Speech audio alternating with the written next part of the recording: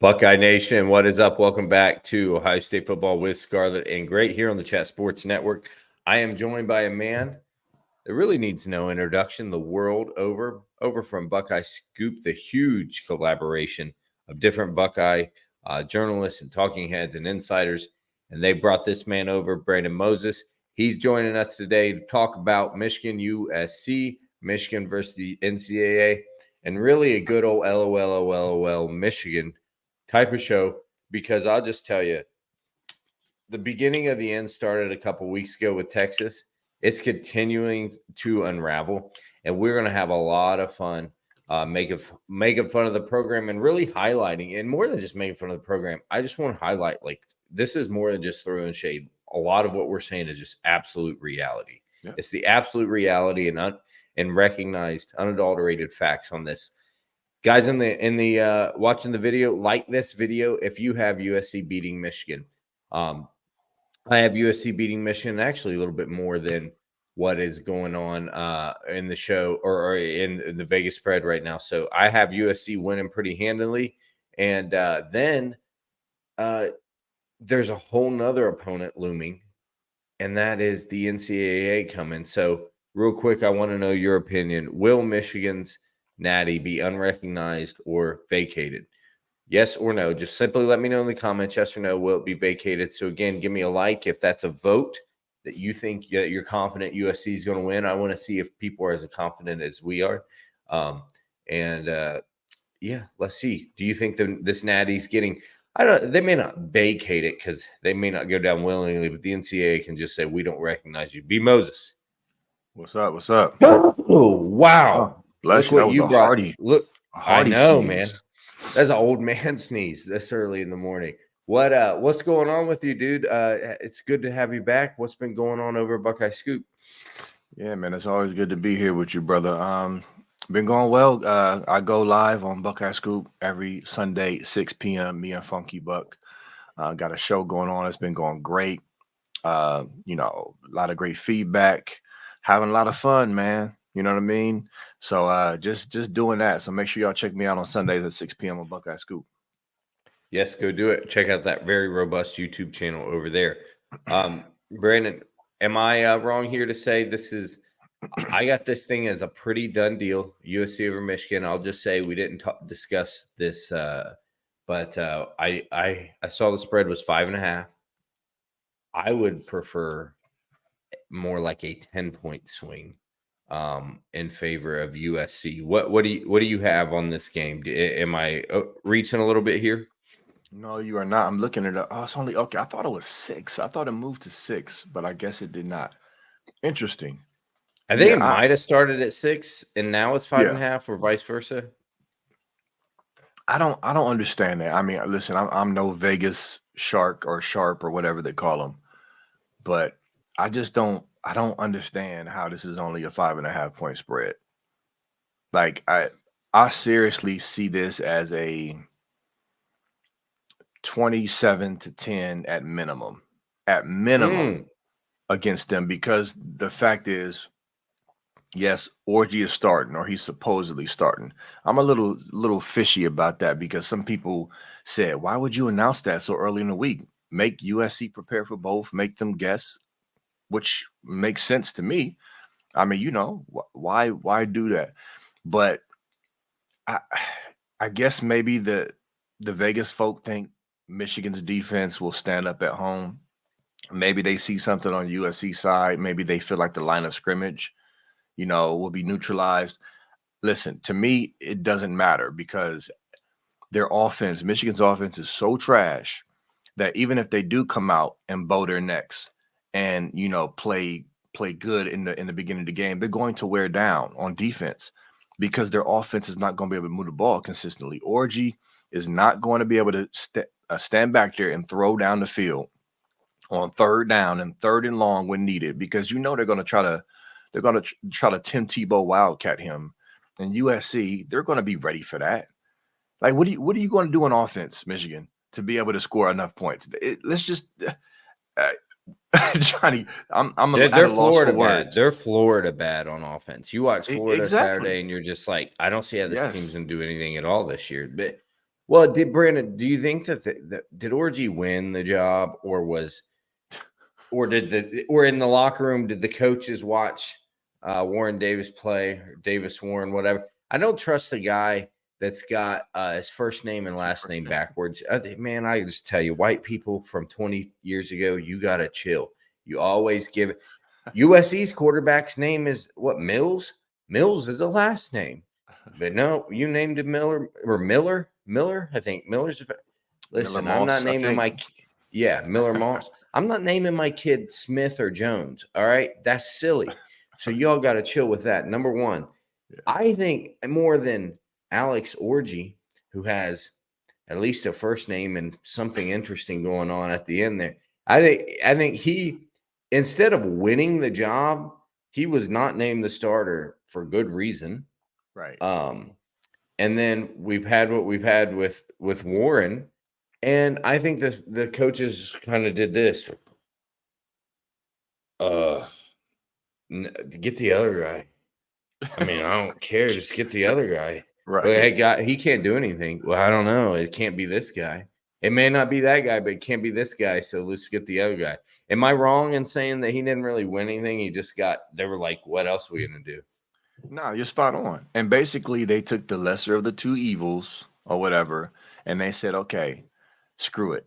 Orgy, and plus, not only that, their goofy fan base, you could just hear them. Just put in Orgy. I all on up and down my timeline. Oh, Davis Warren, or he has to go. Scum fans. I'm like, we told you he was bad. But anyway, but now you got this revelation.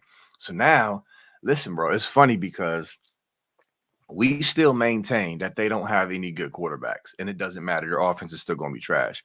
I'm seeing Scum fans all over social media basically saying like renewed hope or Orgy starting now, and we'll be able to move the ball better. Listen, Orgy has not proven he can do anything beyond a swing pass or maybe a slant. And then on top of that, his best weapon, Loveland, may not even be full go.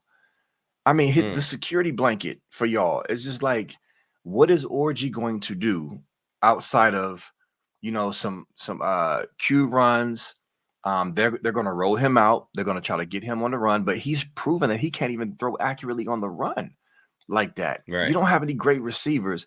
That's what I'm trying to tell y'all. Is like, I get Orgy's an athlete, but it's not like he has Marvin Harrison and Abuka and a bunch of people. It's not like he's Lamar, right? Though it's not like that he's limited pass, but he's Lamar. He's a mobile guy. He's not Mike Vick, right? Exactly. That's the point. It's like he's an athlete, but he's not one of those guys. So it's just gonna, it may look prettier at first because he's a fast guy that picked up a first down in the first series, but it's not going to be sustainable because it never is when you're limited. You can't throw the ball downfield. USC is going to make you throw the ball downfield, and he's going to throw picks and he's going to be inaccurate. And then guess what? It may start off 7-3 early, in the second quarter, and then the dam's going to break eventually because the defense can't hold up with all that, be on the field that long. It's so predictable, Johnny. And no, I say that I said all that long-winded answer to say you are not crazy. This is not going to be, they're going to cover the spread, and I wouldn't be surprised if they beat them worse than Texas did. Like straight up, that's not hate. That is just flat out what I see coming. Sorry. And that's because I guess I would say that we think Texas is much better than USC, but you're saying, well, Texas pulled up. I mean, third quarter, Texas went up 34-6 and was like, chill, Yeah. They were bigger. Snark was a bigger man than I would have been. Actually, guess what I'm trying to say there. Yeah. But but is it more that not so much that USC is that good, it's just you don't see a path where Michigan wins and the game you have to play 4 quarters when you're clearly outmatched for 4 quarters. Listen, I know that build-wise, USC is like last year. USC and Notre Dame was supposed to be intriguing. Well, the game didn't end up being that intriguing because when you looked at Notre Dame, who is sort of built like how Michigan wants to be built, strong up front, just controlled the game. So even though they weren't nearly as flashy as USC, Notre Dame just smoked them. I think that's Michigan's hope, but you're looking at way less talent. So Yeah. I want to elaborate on what the real problem is with Michigan in just a second. Real quick, guys, I want to bring this to your attention. The show is sponsored and brought to you by Columbus Pro Handyman. If you're in the Columbus area and you need anything in your house, from appliance installations, whether you just need a ceiling fan hung, you need a complete remodel, you need some drywall patch, small, large, anything in between, Columbus Pro Handyman, that's your guy. Honest, trustworthy people right in the Columbus area. They give you a good price. They'll give you an even better price if you tell them Johnny sent you. So whether you're like Mr. Moses here, one of the many new homeowners in the Columbus area, you have some kind of project you need help with, call up the guys at Columbus Pro Handyman, 614-887-6360. You can also find them at columbusprohandyman.com. Handymen have saved me a lot of money before in my time as a homeowner when I didn't have the money for the big contractors, and they do just a good job when you find the right one. Columbus Pro Handyman is the right one, so make sure you go and check them out. All right, Mr. Moses, the bigger issue in the room is how bad off Michigan is. Now, again, I'm not saying that USC is some great team. I don't probably think they're a playoff team, but they're good enough. They beat LSU, who has shown some propensity to. I mean, they were down 17-0 against South Carolina and came back and won. Anytime you beat a team by over 17 in 2.5 quarters, 3 quarters, you have some firepower there. Yeah. So USC's fairly good. Michigan is just hapless because there's no. Barry Sanders, Donovan Edwards has got 150 yards on the season. He's not even their leading rusher. There is no path to throwing the ball. There just isn't. Your defense, while it is probably the strength of your team, I even saw the Blue by 90 podcast saying, well, maybe they got bit with that whole summer rider bug that gets Buckeye Nation sometimes. Is that maybe the defense looked so good all year in practice because they were going against this offense. Yeah, I bet that's the case. I bet you imagine the CJ Stroud offense is going against Kerry Combs' defense. There's probably this offense cannot be stopped, But anyhow, I tweeted about, hey, the fall is here, the fall is coming, when Michigan got smashed by Texas. And people were saying, it's one game. And I said, no. It's one game that you've played that shows the totality of what we've been saying all along. Michigan fans, it's okay. Buckeye Nation was actually your friend on this because we were trying to feather your nest for the fall. We were trying to say, hey, guys, this is going to be really painful all year. You got the NCAA coming. You got just a bad team. Jim Harbaugh destroyed your cupboard of coaches and nothing's good about this in any way. And then you guys held out. And then when you lost to Texas, you're like, it's one game. And I'm like, no. It's one that you've played. You got a lot more of these coming. And it is just when I said Harbaugh left your team in a bad situation and you went from winning a Natty, albeit tainted, you went from that to I can't even hang. I'm not even on the same field with these teams like Texas. That is just proof, is it not, that what I'm saying is true, that the cupboard is bare. If we're 1 for 1, how do they not see that Brandon, is that I'm not saying, you lost one game. No. All the signs say you're losing the game of life against the NCAA, and you're going to lose a lot more games. And that was just the first domino to fall. How do they not see that? Bro, I mean, it's a simple. The word is delusion, but with scum, we've been around them for so long, all my life dealing with scum fans. Unfortunately, here in Columbus, we have so many scum fans. Now, a lot of them were dormant and underground until recently they reemerged. But the hometown hater spirit has, the hometown hater demon, has been stirred up here in Columbus for years. But anyway, it's just delusion. And it's just so many levels of it. I haven't seen a fan base. We mingle with fans, you know, Notre Dame fans and other Big Ten conference fans, and obviously we have our own fan base. No fan base is more enchanted and manipulated by their insiders than Michigan fans are.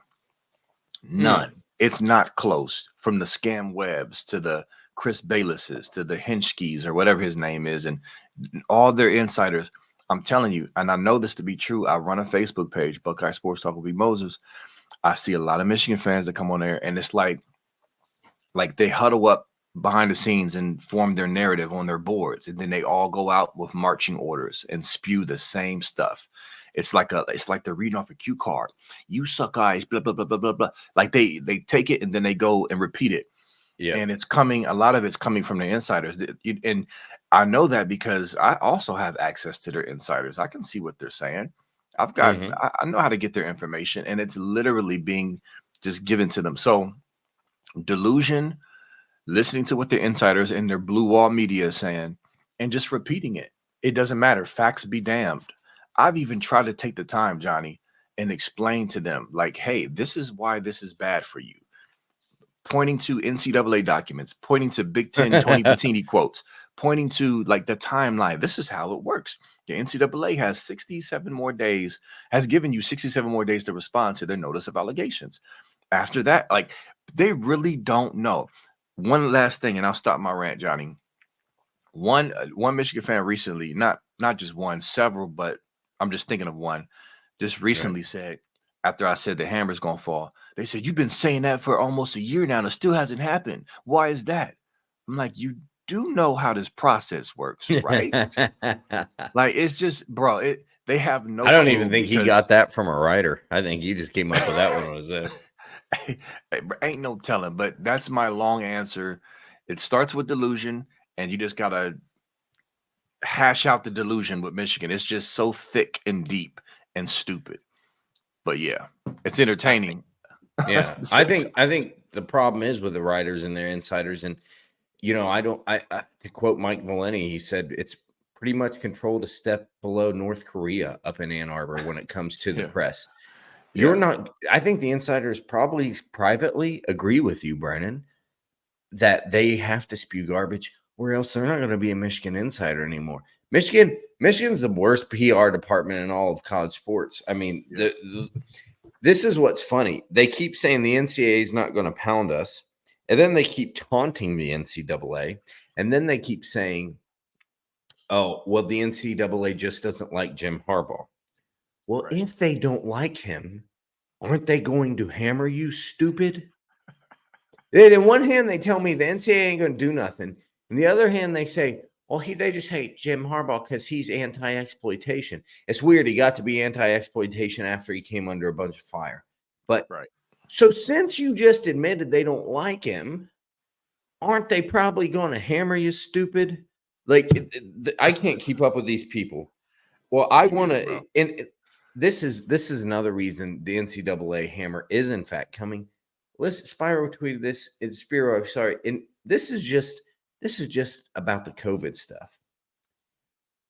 This is from the NCAA. Harbaugh's knowing and direct involvement in violations demonstrate he did not promote an atmosphere of compliance. When a head coach is comfortable breaking clear and well-known rules, it is difficult to expect the staff to behave differently. In failing to adhere to the rules himself, Harbaugh signaled to his staff that compliance was not a priority. That's just about COVID. You got more coming. That's a pretty scathing rebuke. And then you're still under investigation. The NCAA came out and said, the guy is dirty, he's dishonest, and he encourages dishonesty. And now you got more coming, and you think the hammer won't drop? If anything, you should be pounding. This is the drum they'll beat next.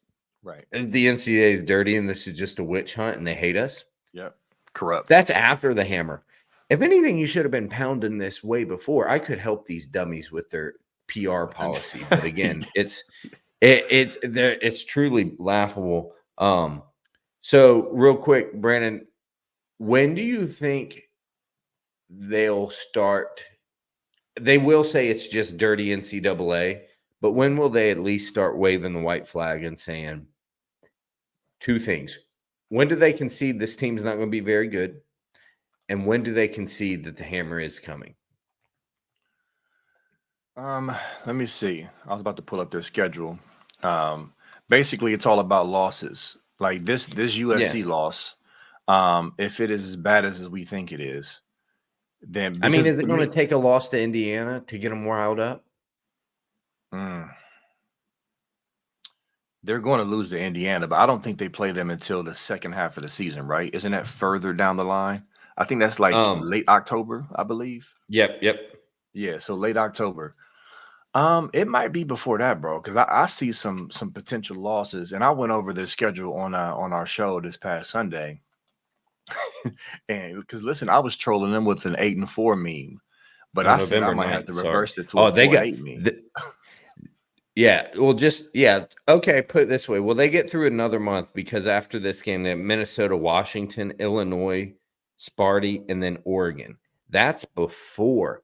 So do they make it past the November 2nd they don't make it that far. They don't make it that far before they realize it's done? Yeah, because I got the schedule up as well now. So, yeah, Minnesota, that to me is going to be a coin toss. I think they lose at Washington. I know they're bad, but that's on the road at a tough place to play with a terrible offense. And I can see losing by a field goal or by 6 points or something on the road. They're going to lose to Illinois. That's a tough team who is going to be wanting revenge for a couple years ago when they lost in the big house. Sparty's a rivalry game. To me, that's a toss-up.